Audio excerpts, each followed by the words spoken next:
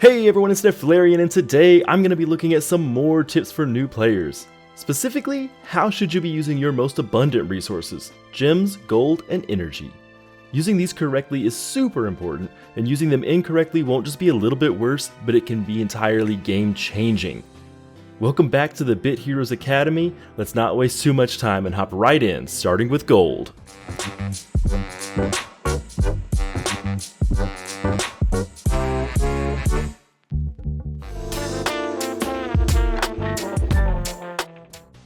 Gold is used as kind of a generic currency. You can buy basic boosts, persuade familiars, and do some crafting recipes. You get this passively by running, well, literally anything. If you happen to find yourself super low on gold, you can use gold to find minor runes, but I honestly would never recommend it. Experience runes are better in 99.9% of cases, and you get plenty of gold just by default. I want to share some recommendations on how to use your gold though, so that you can be efficient without going overboard. First, get a few full sets of the green 25% boosts. This is going to include a 25% gold find boost as well, which helps you make it back. These boosts used to show up under flash sales, and I would wait for them to show up there, but Congregate removed them from that rotation, so just buy them as you need them. If they ever come back, which in my opinion they absolutely should, buy a ton when you see one on sale. I would buy 200 or 300 at a time. Otherwise, you're fine just buying them on demand or just a few at a time to save some time later on. I typically keep a stock of around 20 or 30. Once you have those boosts, use them every day unless you're going to be using a better boost. Please keep in mind though that some of these boosts can and will override your new player boosts, so always read the warning pop-up that appears when you're going to use one. You can also utilize AdGore on mobile for free, or Permagore if you want to spend to get an additional 50% to gold as well as other bonuses. After boosts, save gold to craft items and upgrade gear. Persuading familiars is a good use as well, but make sure to not just use auto persuade for everything, or you're going to end up in a gold deficit just from persuading every common familiar that you see. They're really easy to get, you can always go back and farm for them separately. Crafting, especially mythic items, takes a lot of gold, and it's best to start saving that up whenever you can, so don't waste it all on just basic familiars.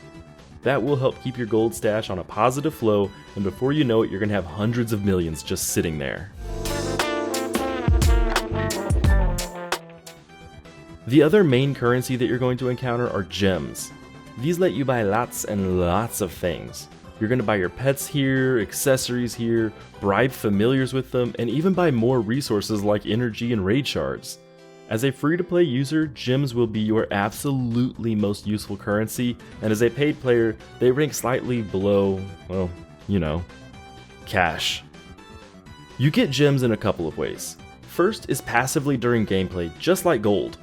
To get the most bang for your buck, either run D4s, which are those dungeons that pop up after you complete a zone and are typically much harder, or run low energy dungeons. The downsides of D4s is that you have a lower chance of getting specific familiars while you're running them, but you have more opportunities to get epic familiars overall. Downside of low energy dungeons is that you have lower capture rate than if you run heroic, so you're going to have fewer chances to get familiars at all. When running these, your main source of gems are going to be chests and the gems that you find on the ground. If you find a big pot of gems, congrats, you just got an absolute ton of gems from one run. You might even get 60 or 70. In general, you should probably be expecting 1 to 5 gems per run. You're going to have a lot where you don't get any. You can obviously get gems by using your credit card, but that's not the free-to-play way. Once you have some gems, it's important to spend them wisely, since they aren't the most plentiful thing. Your first goal is a pet and an accessory. Check out my other videos for tips on choosing a pet and accessory specifically, but we're concerned here with how to spend your gems. Pets come in a few boxes at a few different prices, but we're only concerned with either a box for 1,000 gems or a box for 6,000 gems. Only buy these when they're on sale as well. The sales will rotate and the basic sales will drop these to 850 gems and 5,100 gems respectively. Buy the 6,000 gem box first. Both boxes have the same chance for a legendary per gem spent, but the 6,000 gem one guarantees an epic. Don't be fooled by the higher listed chance for a legendary in the big box. They're the same per gem spent, since the big box is effectively just multiple pulls of the smaller box. Once you have an epic pet, switch to the 6,000 gem box for the accessory box. It follows the same rules, guarantees an epic with the same chance of a legendary.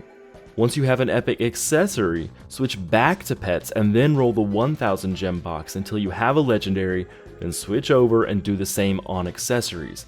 Once you have a legendary of both, you can start hunting for sales on resources, but the pet and accessory are going to give you the highest return on your gems until then.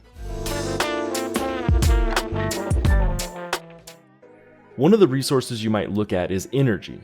It's the basic resource and has a few uses. First and foremost, it's what you use to run dungeons. I mentioned those before regarding getting gems. Dungeons on normal cost 10 energy, hard costs 20 energy, and heroic costs 30 energy. Then you have what are called D4s, and those just simply cost 20 energy to run. D4s pop up once you have fully completed the zone on heroic difficulty and will give you new challenges, some of which are just downright punishing. Another use, although I wouldn't recommend it, is to convert your energy. You can use 100 energy to get either 1 zeal or 1 raid shard. This is universally known as a bad idea, but it is possible to do so. You're going to get more gold, gems, and experience just by using your energy on dungeons instead of converting. That being said, sometimes you won't be able to log in and play for a while, and you can convert energy to keep it from capping and just get a little bit more out of your playtime once you return. Another time you might want to convert energy is right before a level up. When you level up, your energy is going to refill, and you're definitely going to lose some in the process. If you have, say, 100 energy and a level up will refill you to 180, you might as well convert energy into a raid shard so the level up will give you 160 energy instead of just 60. You're gonna be losing it anyways. This all changes during events that have Sardinex though. Whenever Sardinex is around, forget any plans you have for energy and spend all of it on D4s. Those give you the highest return on investment for event currency. PvP is faster, but you spend way more resources than you do on dungeons. Once you have a lot of currency, how you spend it really is up to you. If you're low on resources, there's an energy box where you can get resources really cheap, and that's always a really good investment. There are also boxes for materials and boosts, which can be really helpful as well. Watch out in the boost box though. Usually there's only 3 or 4 boosts in that entire box even worth looking at. Finally, there are cosmetics, a Bitgore, and sometimes a one-time only familiar that you can grab. Check out my videos on iTrolf and Viduce for examples of those familiars. Always look at what you have versus what you need and then plan your spending accordingly. If you spend all of your regen, you're likely going to be able to buy out a few of those boxes, so the choice really isn't that hard to make. Personally, I have all of the resources that I actually need, and I'm not lacking in materials. I usually buy the familiar first if one is available, just so I can fill out my Pokedex and ignore the FOMO that I try and pretend doesn't exist. After that, I buy all the cosmetics. I buy that entire box out. Then I buy materials until I have the stat points because I really love stat points.